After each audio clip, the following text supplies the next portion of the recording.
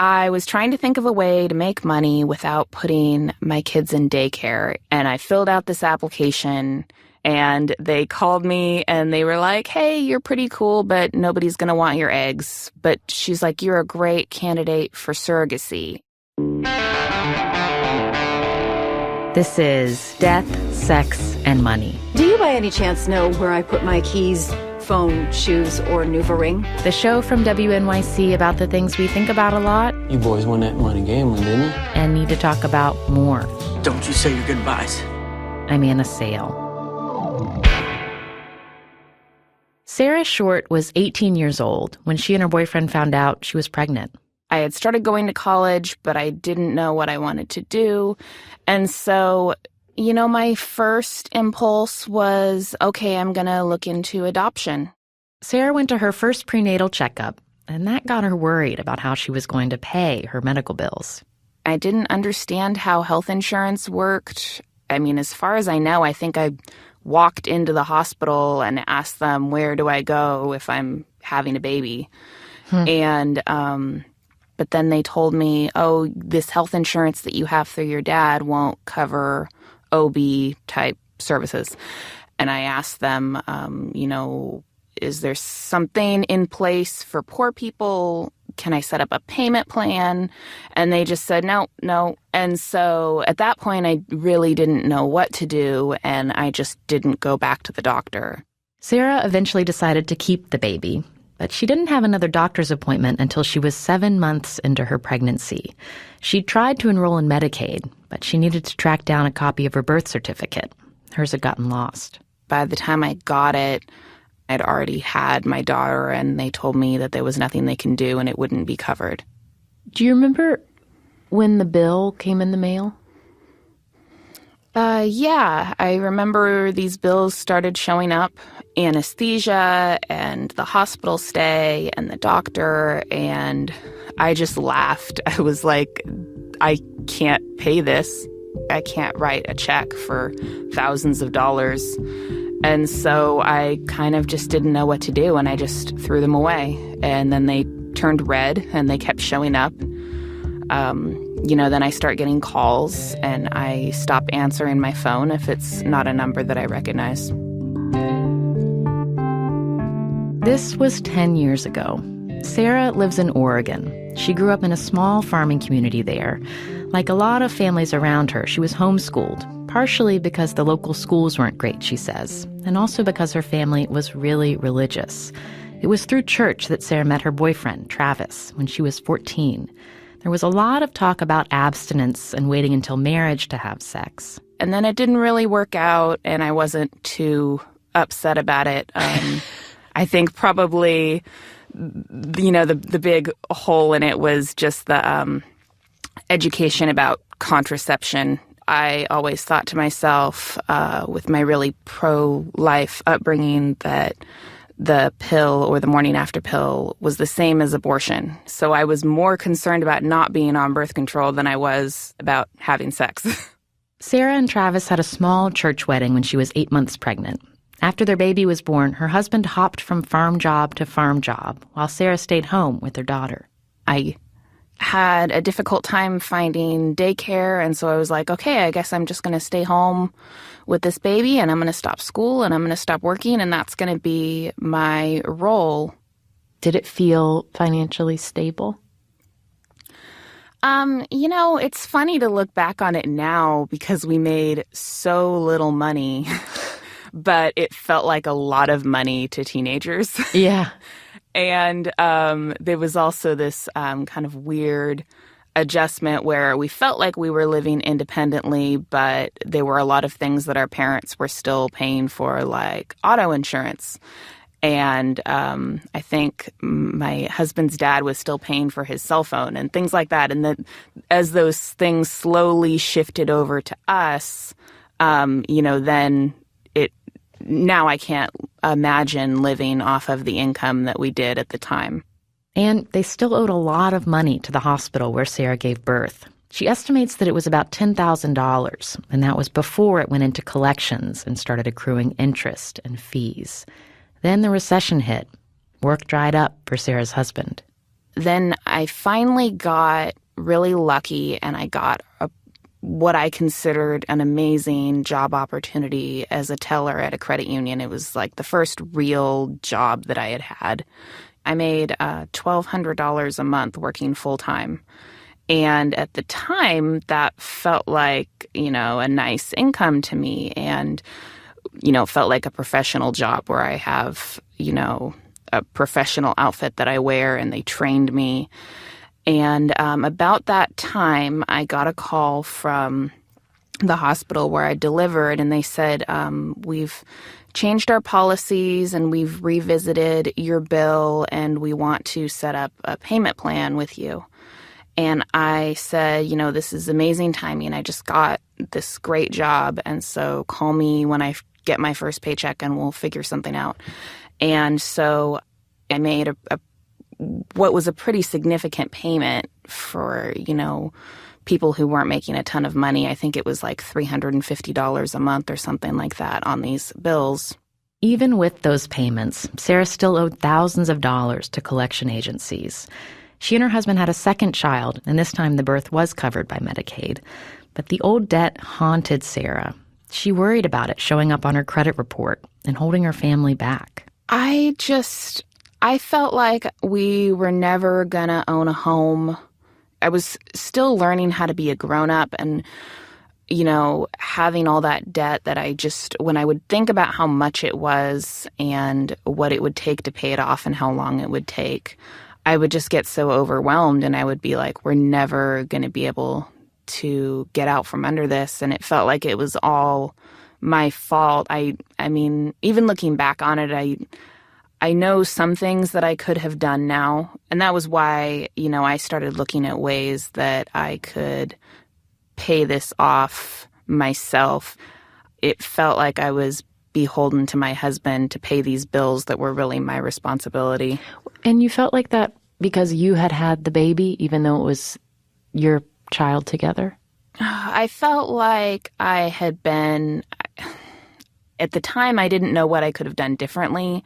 You hear about these people who are taking advantage of the system. I was like, how come I didn't take advantage of the system? What system was there for me to take advantage of? Why didn't anyone tell me how to take advantage of the system? That's how it felt to me. I was like, I know lots of people who had babies and, were living at the poverty line, and somehow it got taken care of, and I didn't know what I was supposed to do. Sarah was intent on paying off this debt. And now, with 2 kids at home, she needed to bring in extra money without also having to pay for childcare. So she started looking into selling her eggs. But when she reached out to a fertility clinic, she was told she wasn't a great candidate. People want tall blondes. So you're not tall and blonde? No. I'm short and brunette. And that was a disqualifier for selling your eggs? They do headhunt at Ivy League schools, and they're looking for girls who are 20 years old and athletic and tall and blonde. And that is, that's what they want for the most part. Did you feel insulted? Oh, I don't know. I think, it was kind of self-fulfilling. Doesn't everybody feel that way about themselves, that, oh, nobody wants my eggs? So, I guess ultimately I wasn't really surprised. Did it feel like a class judgment? Maybe. I feel more like if you're gonna take that leap and get somebody else's eggs because you can't have your own genetic material, that you probably would want, the best eggs that you can find. If I have to settle, then I'm going to settle for Heidi Klum with a Harvard degree. I guess.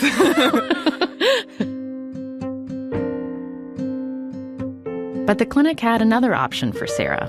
Coming up, she thinks about making that extra money by becoming a surrogate and carrying a baby for someone else. I was kind of like, oh, that sounds crazy. That sounds like a lot. I don't think I can handle that emotionally. But all the while I'm still going, how are we going to pay these hospital bills?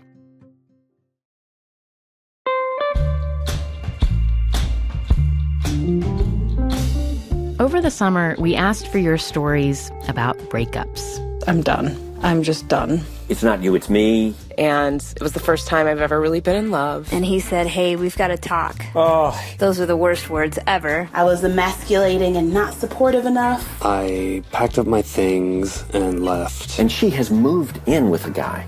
Some of you also told us about splits from family or friends. I had to break up with my mom. My relationship with this friend was very volatile. Friendship breakups certainly are as dark and dismal as any relationship breakup. But one thing we're still looking for is stories from people who are considering breaking up, but haven't yet done anything about it. Those of you who are wrestling with that question, when is it time to let it end?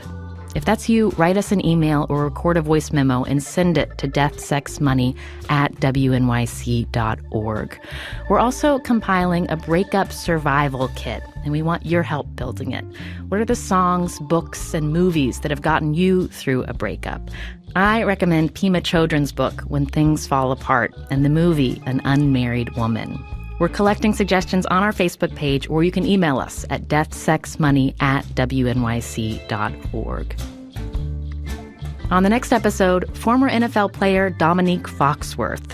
When we talked 2.5 years ago, he was finishing at Harvard Business School and not even watching football anymore.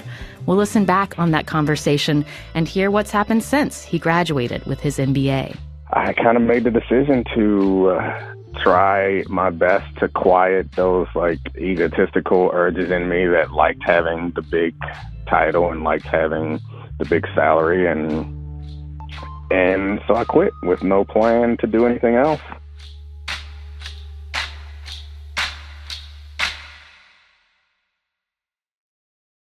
This is Death, Sex, and Money from WNYC. I'm Anna Sale.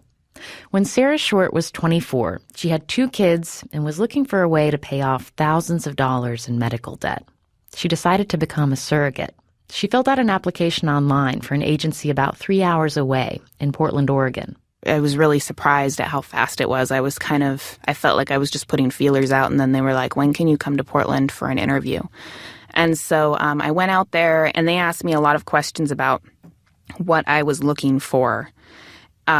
It's kind of like a dating website like Match.com, where they pair you with a family that has the same values. And then I think it was about 2 months before I met the couple that I was going to work with. They were a lesbian couple who, after 10 years of trying to adopt, had turned to surrogacy. We talked and we just really clicked with this couple in our first interview. And I was like, I can see me and my husband in this couple. And I mean, in a lot of ways, they're really different than us. Sometimes they say or do something where I'm just like, oh, they are so disconnected from the kind of life that I live. How do you mean? They both are executives at Microsoft, and they're very well-to-do. You know, they are self-made, so maybe that's why I feel like personality-wise we have something in common with them. Is, you know, they've built themselves up, but a lot of times I felt really disconnected from them because their lifestyle is so different than ours, and it's something that I still deal with now, where every time I see them, I'm building myself up, and I'm like, oh, this is going to be so uncomfortable and weird. And then it ends up not being weird because they're just wonderful people. When did you find out how much money you could bring in by being a surrogate? That was when I was researching the websites. And it's pretty consistent across the board. The base rate for that 2-year commitment was $40,000. Typically, it's split up into a monthly check for the whole time that you're pregnant. So when you have a positive pregnancy test, you start getting a check in the mail.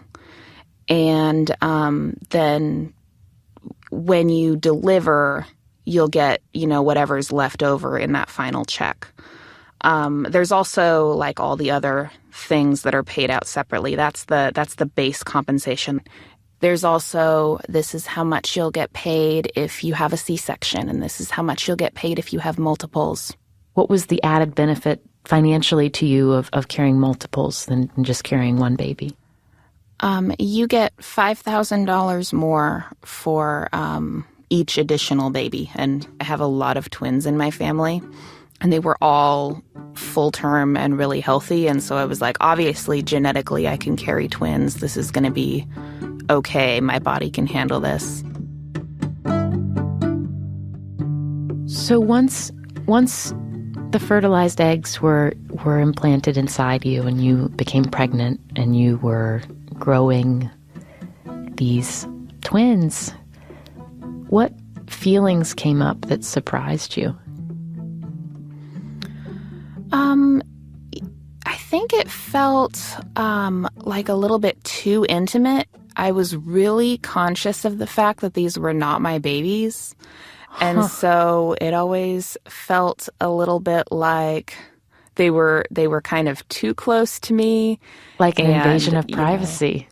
Well, yeah, kind of like, I mean, my husband could probably speak to this too, like when we're laying in bed and the babies are kicking him, and it's just kind of a really strange sensation to be like, these aren't our babies. And, we talked a lot about how it had all the downsides that come with being pregnant, all the hormonal things and health issues, but it didn't have any of the positives. We weren't designing a nursery and talking about names. And then there's always like the weirdness of being pregnant and having sex, and then it's like I was saying, additionally weird when it's not your baby for some reason. As you became more visibly pregnant, what would your conversations be like with strangers? That's probably the thing that I have the hardest time with. I've talked to other surrogates about this, and they're kind of like, I don't know what you're talking about. But when I was in the checkout at the grocery store and the clerk would start asking me about my pregnancy, it made me so angry and frustrated and uncomfortable because I would keep trying to shut it down and they would keep asking. And, there's the really basic ones like, when are you due? And boy or girl that people would ask. But then it was really hard to shut down because I would be like, well, it's a boy and a girl. And then they're like, oh my gosh, twins. We need to talk about this for 20 minutes. Yeah. And it was also weird for my kids because my daughter was 5 and she knew what was going on and was fine with it. But my son was 1 to 2 during this whole process, and people were constantly asking him, are you excited about being a big brother? And he wasn't even conscious that I was pregnant. He was, we hadn't talked to him about it, and he hadn't been around anybody who was pregnant. And so it was completely going over his head, and people would ask him these questions, and it made me so angry and uncomfortable. And I was just like, leave us alone. Would you ever say, I'm actually a surrogate? I tried not to because that made the conversation longer. And it was always like at the grocery store where I don't want to hold up the line. I just want to get out.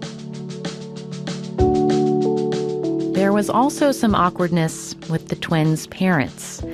Pregnancy and childbirth come with a lot of built-in rituals, and it wasn't always clear how Sarah fit into those. I had thought that there would be some kind of baby shower thing, and I had also thought that I wanted to make sure that the parents were as involved as possible and really felt like this was their pregnancy. That was really important to me. And then I heard through the grapevine that they were having a baby shower, and I hadn't been invited to it. And that was probably the strangest thing that happened the whole time was, shouldn't I be there? Did you tell the parents that you heard about the party? No, they mentioned kind of pretty close to the date that, oh yeah, there's a baby shower and you're always welcome. You can come. And I was kind of like, no, it's okay. The birth of the twins a few months later came with its own unfamiliar terrain. Sarah says it felt completely different than the first 2 times she gave birth.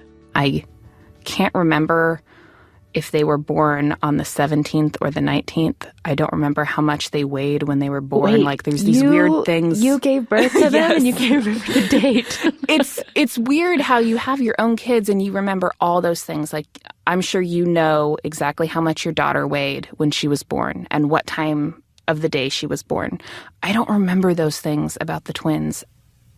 At what point were you separated, the twins to their parents and you in the hospital? So this is something, when I've talked to other surrogates, it varies on where you deliver and who's on shift and all of that. In my case, I had a C-section, and so, I'm in a surgery room and they take the babies away. I didn't hold the babies. I delivered them and then they took them right out. And then because they were a little early, they went to the NICU. And because the particular hospital I delivered at treated it like an adoption, and so I was not allowed to come in and see the babies unless the parents were standing outside and walking in with me. Did that feel comfortable? It was kind of like the baby shower, where I was like, "Oh, this is weird," but I wasn't upset. It just felt so silly and ridiculous.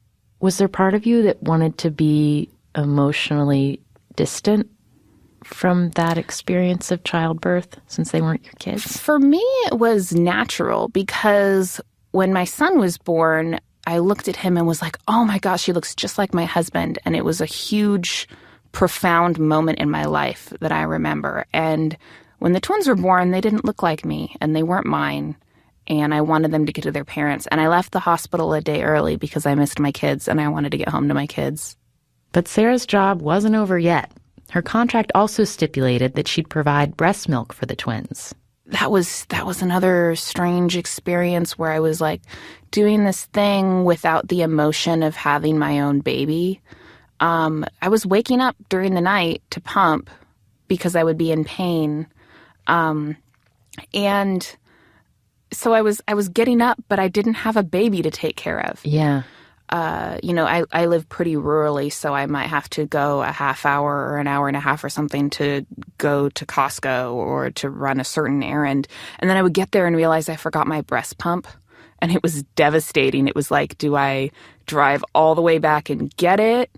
And then obviously I'm worried about my milk supply. There was that weird thing where I felt like I was producing too much milk and making too much money, but I was also afraid of my milk supply dropping off. Yeah. And so there was just a lot of conflicting emotions about that. What's the rate for pumped breast milk after carrying babies?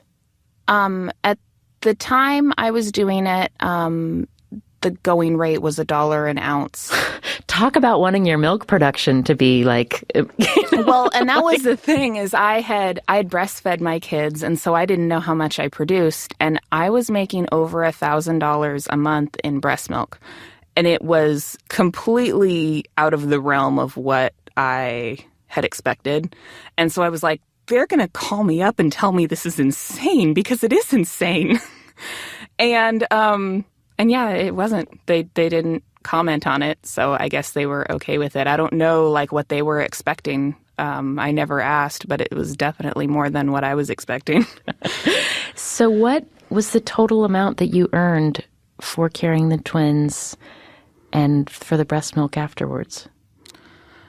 So I like to talk about it when people ask me how much I made, in terms of I put in a 2-year commitment from, the time I signed the contract until the time I was done pumping. And, when you look at it over the course of 2 years, that's more like a part-time income, like $20,000 a year. And so I'm always reticent to tell people just a flat number because it sounds so high and it sounds like I sold these babies for this amount of money, when in actuality I had a part-time job for 2 years. So you're sensitive about how it's perceived. You want to make sure it's clear how much time and energy you put into this. Yeah, and I mean, everybody, my family and friends who knew me during that time, they understand that I was driving 3 hours to Portland for appointments, and I was making phone calls and sending emails and doing injections. And so all the time and energy that took, it was a part-time job. What'd you do with the money? Paid off my hospital bill first. Yay! Which was awesome. It was actually really funny when I called the collections agency that had my bills, and I told him I'm calling to pay it. And the guy was so taken aback, and he was like, "What?" And all of it now? I don't know if that had ever happened before. So that was amazing to just be like, yep, I'm doing it. I've got it. Here it is. And that was one of the most amazing feelings. Did you buy a house? Yes. We ended up using a portion of that as a down payment on a house, too, which was another one of those cool things that it's so weird to look at my life before the surrogacy and after, because, I keep talking about how I wanted to feel like a grown-up, and it made me feel like a grown-up to take that step and go from the really crappy rental that we were living in. My son's bedroom was like a closet. And so now we have this house that to me is a dream house. It was everything that I wanted, and my kids have their own bedrooms now, and it's a life that I never could have pictured for myself a few years ago. The twins are 3 years old now, and Sarah's going back to college after she dropped out during her first pregnancy. She wants to become a dietitian, but that means a new set of financial obligations. So last year, Sarah started the process of becoming a surrogate again. It felt really similar where I met a couple and I loved them and we were clicking, and then my body didn't respond to the medications, and the clinic decided that I needed to take 6 months off and not do any hormones and let my body kind of reset. Because it was going to be a 6-month delay, me and the parents parted ways. And it felt like I'd been fired because I'd had this thought of like, I have this job, I'm going to have this income, and then I didn't. Has it made you understand the emotional experience of women who struggle to get pregnant in a new way? I never thought about it that way. It made me angry, where I was like, I know I can get pregnant. Why is this not working? This doesn't make sense. I kept thinking, why can't they just put a baby in me? I know that my body will grow a baby. Who were you angry at? Like, where did the anger get directed? I was angry that I didn't get any medical answers, that they were kind of like, oh, this happens sometimes. We don't know why. Come back in 6 months. And you want to become a surrogate again? Yeah. So I've had my 6 months off, and I'm just starting the process again. I'm going to be starting injections, and they're going to see how my body reacts to the medication and if it works this time. So we'll see.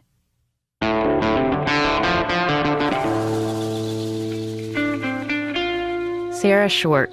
Since we talked, Sarah says doctors have told her she has scar tissue in her uterus after the twins, and she's no longer a good candidate for surrogacy. Now she says she and her family are earning a little extra money by renting out a room in their house. Death, Sex, and Money is a listener-supported production of WNYC Studios in New York. I'm based at the Center for Investigative Reporting in Emeryville, California. The team includes Katie Bishop, Chester Jesus Soria, Emily Botine, and Andrew Dunn. Our intern is Adriana Rush. The Reverend John DeLore and Steve Lewis wrote our theme music. I'm on Twitter at Anna Sale. The show is at Death, Sex, Money. You can email us your show ideas or reactions anytime at deathsexmoney@wnyc.org, and subscribe to our weekly newsletter at deathsexmoney.org/newsletter.